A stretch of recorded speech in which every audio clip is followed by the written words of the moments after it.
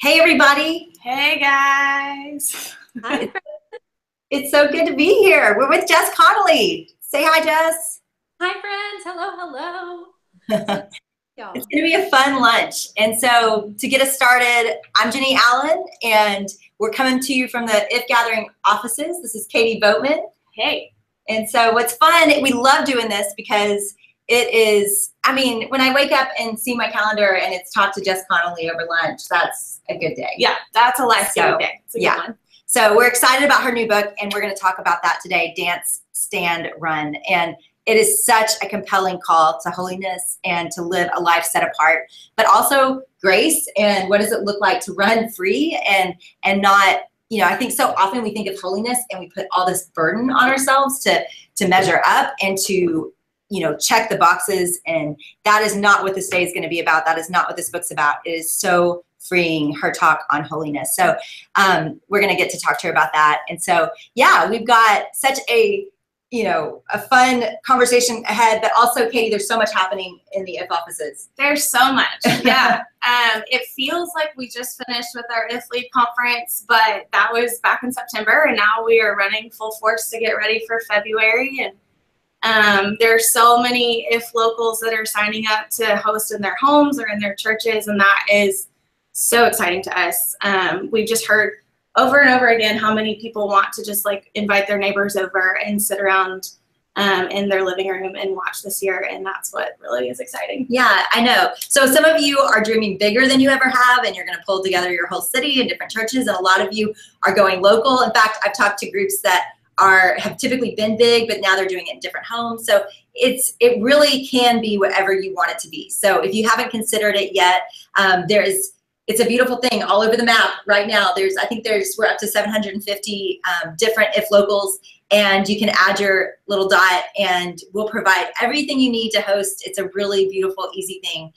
And this is how we believe life change happens, is we put tools into your hands and you do better work with them than if you came to arenas and to listen to us speak. We believe that discipleship happens life on life. And so we want to put tools in your hands that help you bring your neighbors together, bring your coworkers together, bring your, if you're on a campus, bring other friends and students together. So hopefully you'll be a part of that, whether it's by attending one or hosting one. So some of you are thinking, host one, I would never do that. I think every single person almost that has ever hosted for us kind of felt that way. Yeah. And it's beautiful to see how God's used it to just increase their faith, and it's a beautiful thing. So Do not discount yourself. And so one of the tools that we love introducing you to is incredible new books and resources. And so today we want to introduce you to this book. It is fantastic. I remember talking to Jess Connolly when she was in the middle of writing it. And as almost always, there is a lot of angst when we're building things that we really care about, that God's called us to build. And so let's start there, Jess.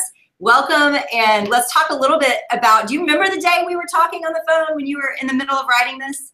I do. I remember sitting in my driveway and I was sweating and might have been crying a little bit and telling you it was hurting. It was hurting. So let's go back to that day, because I think people love getting an inside look into not just the finished product, but what did it look like to produce it, and what was that angst? What were you feeling that day? Absolutely. Well, this book was supposed to be totally different. It was going to be about not having a filter. That's the book I was signed to write, about not having a filter, being honest with people, being honest with the Lord, being honest with ourselves. And that felt very easy. That felt like that's an easy book to write.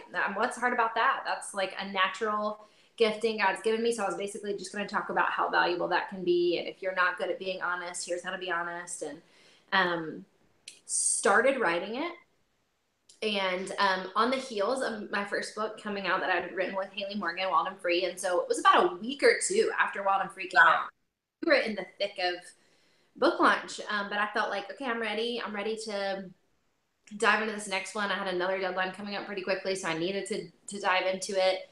And the Lord just massively shifted my attention. And so in my context here in Charleston, my husband and I lead a church that we planted a few years ago. And while I do stuff online and while I travel to speak and while I write books, that's what a lot of my ministry looks like. That's what a lot of my hours look like. And I was feeling some pains of some issues in our community. I was feeling like some lackluster spiritual vibrancy problems. Like this doesn't feel the way it should feel. It's not feeling abundant. Women are not seeming to be excited about the Lord. I'm not feeling as excited about the Lord. And so I just kind of started to like ask, like, what's going on? Why is this feeling a little dull and a little dead? And had just gotten done releasing Wild and Free. So like, why don't we feel wild and free? What's the problem? Why am I not feeling it? And the Lord kept saying over and over and over again, it's because you've forgotten about holiness. You've forgotten about holiness. And so really thought this is the time I need to kind of ask that question. Have I forgotten about holiness? Have we forgotten about holiness collectively? What does that even mean? How do we intersect with holiness, God's holiness or our holiness? What does that look like? Ask my publisher, can I write these things? Can I ask these questions and dig in the word for some answers? And they said yes, which was so nice. But then it wasn't an easy thing to write. It was massively convicting. I felt like the Lord said, if you're going to go, you're going to have to go honest and go first and say all the ways you haven't done this well. You can't write about holiness and say like you. And really felt like he was showing me like, now's the time to put the weapons down and stop telling other women why they're not holy and stop drawing lines in the sand and instead start to stand your own holy ground and ask these questions of yourself. And so, yeah, it was super not fun. It was not enjoyable to ask those questions or to answer them myself, and felt the heavy weight of asking women those other questions. And so in general, it was not a flowery book writing session. It was lots of tears, lots of sweat, lots of just prayers for humility and for boldness, all wrapped up in one, which I know you know a ton about. Well, I just think too, seeking out to be convicted is such a brave endeavor. What were some of those convictions early on? What did you feel God brought to mind as you prayed those prayers? The first thing off the bat was like my mouth. Like that was just the easiest. Out of the overflow of your heart, the mouth speaks. And so the first thing the Lord went for was my mouth. Like not in surprising ways. And again, this is what a lot of the book is about. In surprising ways, I think when we think about holiness, we tend to think about the things we shouldn't do, the things that we should have boundaries that we should not do. And so I could have kind of quickly looked at my life and be like, well, I'm not like dropping, F-bombs all over the place. And I'm not cursing people out. I'm not screaming at my kids every day. I mean, every day. I'm not doing that every day. But I think God just started asking like, but what are you doing with your mouth? Like, what are you stepping into the privilege that you have as a holy woman of God to speak life? I know this about you, Jennie. I'm like a deep eternity thinker all the time. So I'm always thinking life and death. I'm always thinking, how are we hurtling towards the kingdom and what's happening and where are we going and who's coming with me? And felt like the Lord said, hey, if you're thinking that all the time, you know that you get to talk about it all the time. You don't have to talk about reality TV to fit in. You don't have to, talk about popular culture just to kind of take the edge off of this like holy calling that I've given you. And you can just let your mouth agree with what's in your heart and not feel so scared of that, not feel so scared to let your holiness kind of seep out of your mouth. And what's more, I found that the more I let sort of that holiness come out and the more I let my words start to agree with what was actually in my heart, there was no time to think about the things I shouldn't.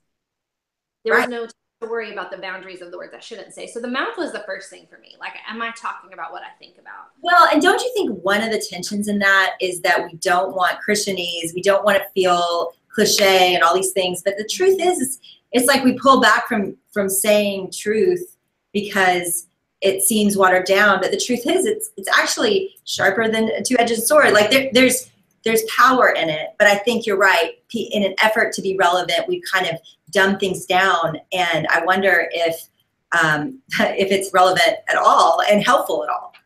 Yeah, I think it's a massive lie that our generation, and when I say our generation, I mean like everybody alive right now, I think has bought that if we package Jesus in a better picture, in a softer picture, or in a lighter picture, he'll be easier to swallow, when in reality, he's just not that remarkable when we make him very human, And so the God I want to call people to walk with is actually very wild, and he's very truthful, and his words of truth are very strong and firm, but also his words of love are so much more gracious and loving than human words. And so I think it's a real thing. I write about in the book this one story of a friend of ours who was coming to our church for a season, and she had a relationship with the Lord and her husband didn't. And we had a conversation about worship, and she said, when he comes to worship, I tend to not want to like go all out and worship. Like I don't want to like lose it, like with my hands and like flailing and dancing, because I don't want to push him away from the Lord. And I was like, that's real. And I can't relate to that. So I can't relate to that. But I said, I just wonder if maybe you might not really believe like God's worth worshiping all out, whatever that looks like for you. And if we really believe that he's on the way to salvation and one day the Lord's going to grab his heart, maybe you might not go ahead and show him like he's worth worshiping all out, so that the day he meets Jesus, he'll step into that too. And my favorite thing is she told me like 3 or 4 weeks later, she said, you're never going to believe what happened. Like I walked up on him doing the dishes. He didn't know I was there. And he was going all out, worshiping God.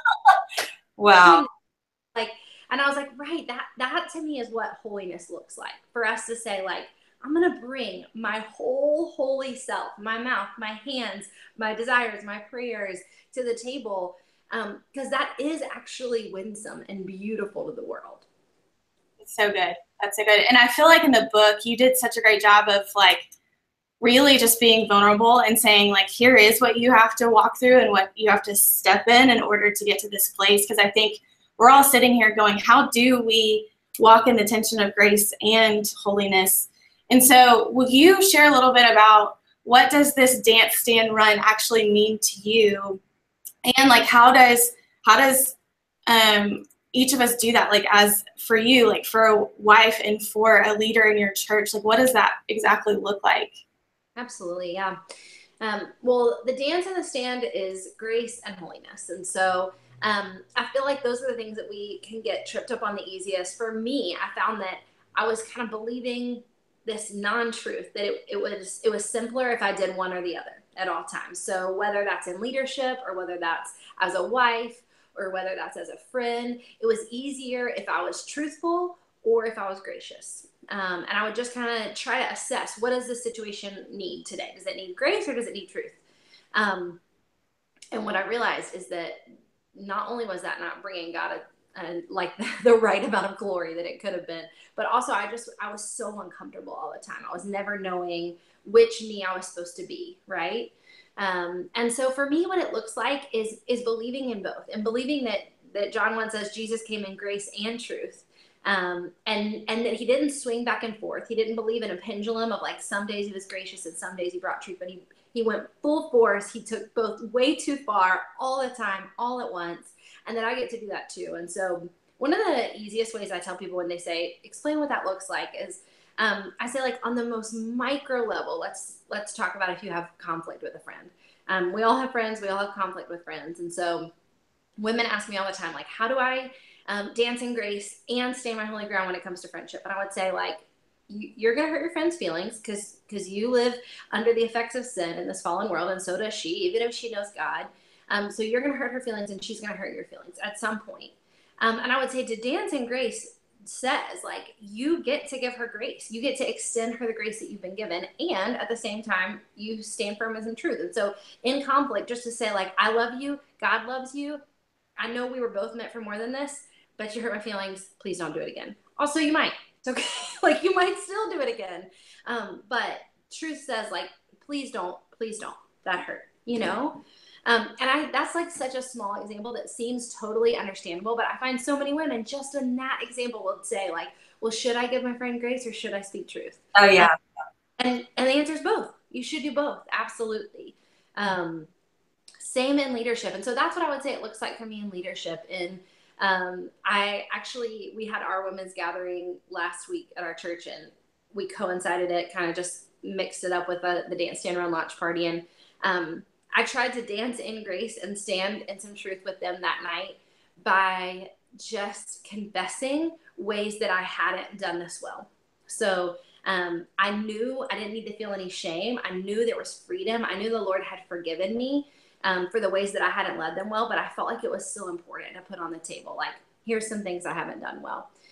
Here's some things that you guys have heard me say or that you might have watched me do that didn't agree with the identity that God's given me.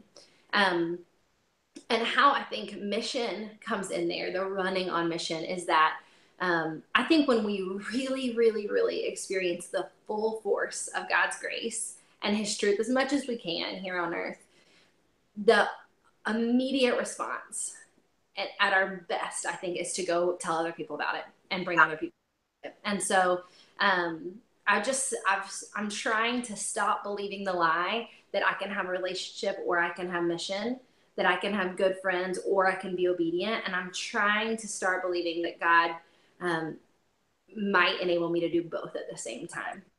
That as I'm going forward and as I'm moving in what he wants me to do, that I will then be able to bring people with me and I'll be able to go with other people as they run on mission in their life. Yeah. Well, if you're just joining us, we are talking with Jess Connolly about this book, Dance, Stand, Run. And it is just such a beautiful, needed book right now. The timing of it is very powerful. And I do really believe we're at a time, Jess, where people are craving holiness. I think people are personally craving it. I think we're craving role models that exhibit it. And they exhibit it in a way that's full of grace. It's not this legalistic, rule-based religion, but it is life-giving and winsome. And I know you use that word as well.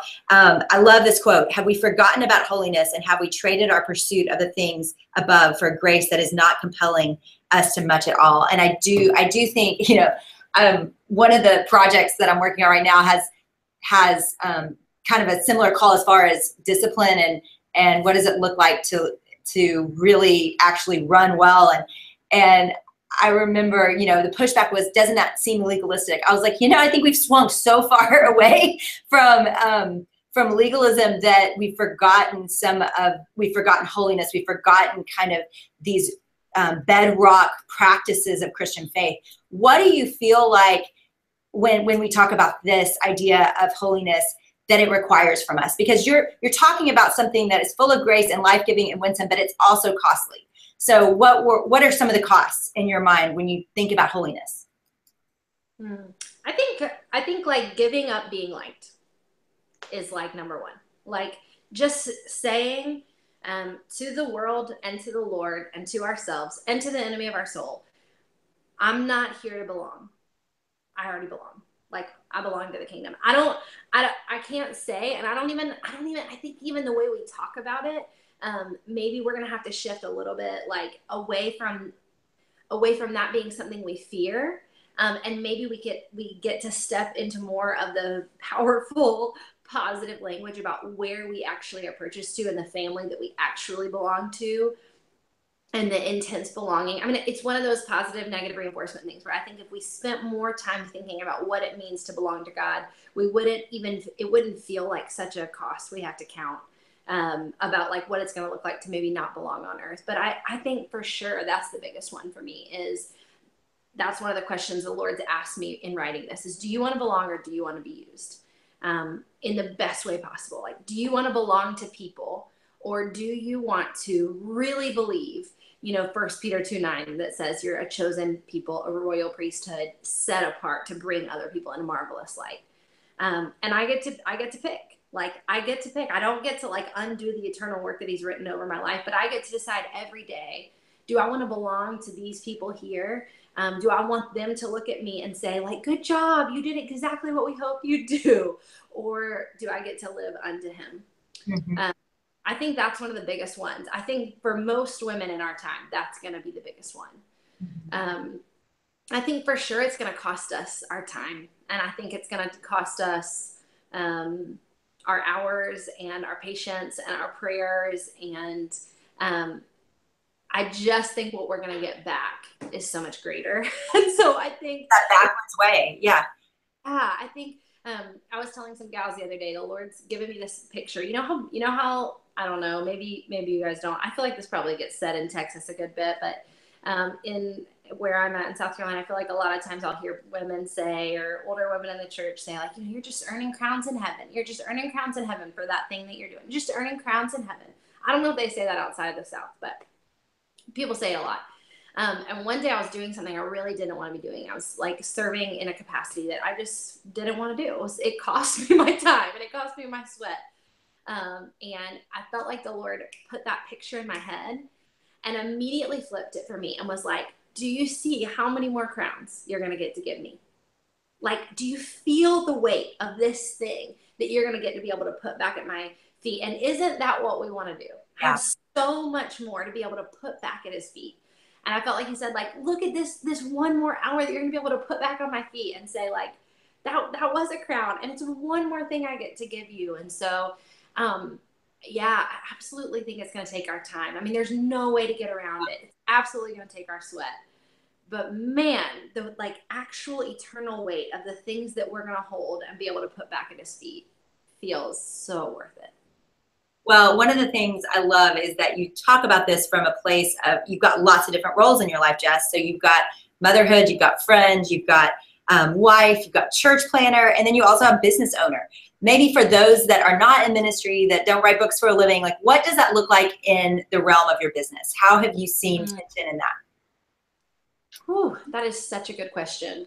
Well, the particular way that I do business is that I've hired women I'm friends with, that I do life with, that I'm in community with. And so we are doing nothing but like rubbing the gospel on each other all day long. You know, we're doing nothing but like rubbing up against each other and feeling the pain points of how we all fall short and really needing the gospel. Literally just this morning, like heading into work, I was just saying out loud to one of my friends / employees, like, isn't it so great that like we get to know we're going to let one another down and like still choose to pull in closer to one another? Like, isn't that such a relief that like, I'm not wondering if you're going to let me down at some point and you're not wondering, like, we know, and we're going to get to continually press in, not only to the Lord, but into one another. And like, that's where the dancing happens. That's where it gets good, that we're like, oh, this is friendship. This is like real community. This is like knowing one another. And then, but on the flip side of that, like the truth and the holiness comes in real in the workplace, and asking ourselves just continually, like, who are we working for? Who's the boss here? Like, who's the accountability? Is it the list we make on Monday? Or is it like when we go to bed and check in with the Holy Spirit and say, like, how did I do what I said I would do? Did I work unto you? And then I love just what I get to do in business, like gathering up with other women and getting closer to them and hearing what particular calls God's put on their life mission wise. Who has he given them favor with? The women around me have favor with people that I'll never have favor with. And they get to speak into people's lives that I'll never get to speak in, just because of where God's positioned me. And so I think to be able to like get a front row to each other's missions and to cheer each other on in that, and then to do that via business is also so fun. So yeah, that's a little bit what it looks like in my interesting daily life. That's really good. That's so good. I know, I feel like we've had conversation a lot lately, just like in the office place, of what does it look like, exactly what you said, what does it look like to walk through things that are hard, or say like, listen, I fail and I'm probably going to fail again, but like, how do we walk through this together, both in grace and holiness, instead of just our like human nature of saying like, you hurt me, I hurt you, and now it's over, you know? And how do you do that together and walk through it? So that's so good. I'm curious to hear, as you were writing the book and as you were writing the curriculum, I know, which is out for people who want to get together and study like as a group, what was just your prayer as someone's reading through this or going through the curriculum and the study together? What is just your biggest prayer as they walk away and as they finish, that they would take away from it? Yeah. Well, I would say the hardest part for me about writing the book was that I didn't feel equipped. And I think we all kind of say the things that we don't feel equipped for pretty easily. But when, you know, I mean, everybody knows when you have something that you actually feel like this is not cute or funny, like I can't do this. I'm not the girl for the job. Like I'm not made for this. I'm not strong enough. I don't know enough. that is how I felt going into writing the book. Coming off the heels of writing our first book, you know, I say a lot of people have perceived fears about things that they think people might think about you. But the beautiful thing about Amazon reviews is that your perceived fears become actualized fears, and you know exactly what people think about you, and it's not a guess anymore. And so I went into this book with some like actualized fears about myself, and feeling like I'm really not that smart. I wasn't an A student in school. I mean, I literally barely passed high school, and you know, I haven't been to seminary. Like, that's real. You can come after me about that. And honestly, like, if you want to come after my holiness, like what happened a year ago on a Thursday night, or that time that I said the thing about a friend that I shouldn't have said, like, all those are real. My hands are in the air. I've been found out I'm not the girl for the job. And it was then that the Lord said, like, no, you are the actual girl for the job. It's the wild and free ones. It's the ones that are a little bit mouthy. It's the ones that need grace and want to stand their holy ground the most, that need to talk about this. You are the girl for the job. My prayer is that women across America and across the world would believe they are the girl for the job to talk about grace. My biggest prayer is that they will feel not just adequate and equipped, but that it's their God-given right and privilege to talk about holiness and to explore their own holiness, not because of their own merit, but because of what God's done and what He's said. And so my biggest prayer is that, they would feel some ownership over this message, that it wouldn't be like, oh, Jess wrote, and here's her wise thoughts. That's not going to happen. But that they would think like, oh, this is ours. This is ours. We are women of grace, and we are women of truth, not because we choose to be that, but because He said it. And we are equipped to run on mission. And this is what we were made to do, to go make disciples. So good. And I know everybody watching right now is resonating with that and excited. I mean, in a way, it's just the way you write too. It makes you want to live this way. It makes you want to crave these things, even if you go in unsure. So we definitely want everybody to get the book. We're going to have the link below. And let's just real quickly to talk about the curriculum and the tour. You're going out to talk about the book for the next few weeks. Talk about that a little bit, Jess. We are leaving in about a week and a half to go on our first leg of the book tour. We're doing one little mini trip to a different area of the country every month between now and March. And our hope is really just that we're able to create some events where women can tangibly experience grace, holiness, and mission all in one night. That they would be able to perceive it and feel it and say, like, if I didn't understand what that looked like amongst the women of God, now I can see it. And that they would also then feel just like really equipped to go live it out in their personal lives. So where did they go to see the dates and places you're coming? You can go to my Instagram or Dance Stand Run on Instagram or dancestandrun.com. We'll have all the tour dates posted there, and all the events are free. Yeah. Oh, that's awesome. And you can get the book on Amazon. I'm sure it's available in most bookstores as well. Yeah. So. Curriculum too. Yeah. So fun. Jess, thank you. Thank you, guys. I wish I was there with you. I wish I was in Dallas right now. Come to Dallas. Come see us. Listen, I'm coming to Dallas. I'm gonna have to stop by the offices. Yes. When are you coming? Is your tour coming here? Mm-hmm. Hey. What date? December 9th. Okay. Oh, awesome. You better come to the office. Yeah. We'll put it on our calendar though too, and hopefully be able to get tickets and come. Awesome. Katie, what else do we need to know? What else is happening in life? What else is happening in life? I will share too, we have been figuring out a way to love and serve on our friends here in Texas, here in Houston. And we've put together what we've called the Restock the Kitchen campaign, just to be able to basically throw a giant kitchen shower for those folks. And so our team is going down on November the 11th to hand out those items, but we still need a few more things. But not much. We're to like the last 18%. So if you want to be a part of this, throw in, where do they go? It's restockthekitchen.com. Yeah. So we're really thrilled about that. I know, we're so excited. Yeah. We got to go to Houston a few weeks ago, right after IF Lead, with Ann and Esther and a lot of IF local leaders that have been impacted by the flood down there, and then meet and hear the stories of people. And guys, it's legit. Like, you go down there and it looks like, it looks like a third world country. I mean, it's just amazing how much and how far the destruction is just in Houston, and we didn't even go down near to the coast. So there's a lot of need, and it felt good just to kind of build one thing that we could do, because there is so much need that sometimes you can start to get overwhelmed. So anyway, if you want to be a part of that, there's still a little bit of time, a little bit of stuff left to contribute. So yeah, thanks so much for being a part. And Jess, so fun to have you here. Yes, so good, so good. Love you guys. So proud of y'all. Thank you, Jess. Yeah, it's fun to be in the trenches with kindred souls. And anyway, we are excited that, you know, If Gathering is on its way. It feels like a train in our office that is It's might run over us, or we're trying to hang on to. So yeah, check out what ones are happening in your city, and if there aren't any happening in your city yet, maybe you're the one that's supposed to host. So check out the map. Where did they find the map? You can go to register.ifgathering.com and find it. Okay, we'll put that in the link below as well. Okay, thanks guys for being a part, and get the book, Dance, Stand, Run. Go to Amazon right now.